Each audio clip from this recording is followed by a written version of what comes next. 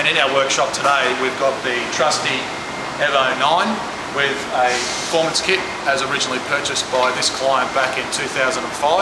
And we've got our EVO 10 with the 5-speed manual. And what I'm going to do in the next 5 or 10 minutes is give you an update on the main differences between the two models from the underside of the car. Now, you will have seen in our other videos, we've spoken about trim and engine and other things from obviously on top with the car on the ground, but we've got a fantastic opportunity today with arrange these two cars on the hoist to show you the specific differences. So just come with me. I want to start first with the exhaust system.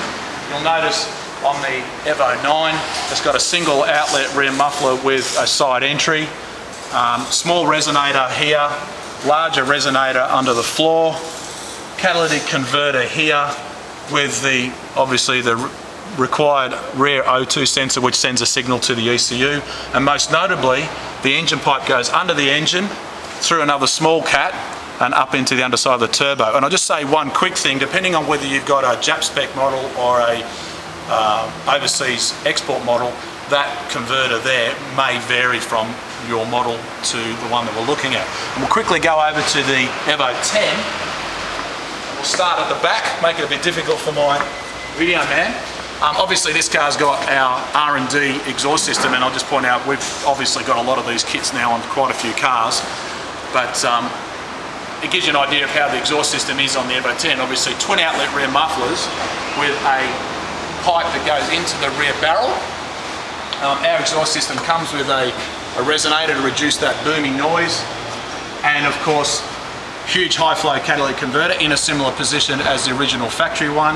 And of course up the top here you can see is the fitting for the rear O2 sensor. But what you will notice is this engine pipe obviously now goes up to the back of the engine, because one of the major differences between the EVO 10 and the EVO 9 is the location of the turbo and the inlet manifold, and obviously we spoke about that earlier.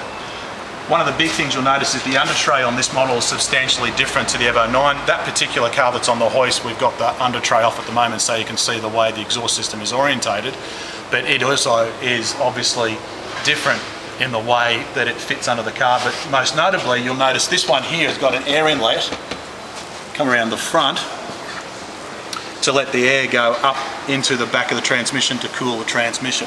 The other thing that you'll notice is different is the brakes. So we'll go over to the EVO 9. You notice obviously big Brembo brakes similar to the same year model STI. Good quality, similar diameter rotor. And this model, which is in particular, you notice it's got the yellow struts because this customer, when he bought the car, opted for the BBS wheels and also the Bilstein suspension upgrade. Those are the only two things that were different on that model, is the shock absorbers and the wheels. But come around and have a look at the EVO 10, humongous rotors and bigger calipers.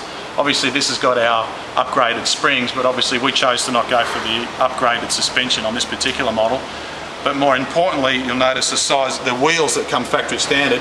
On this model, it's got 18-inch wheels factory standard, whereas the EVO 9 has only got 17s. So the other things that I'll just make a note of here is the EVO 10 has got HID lights, the EVO 9 doesn't.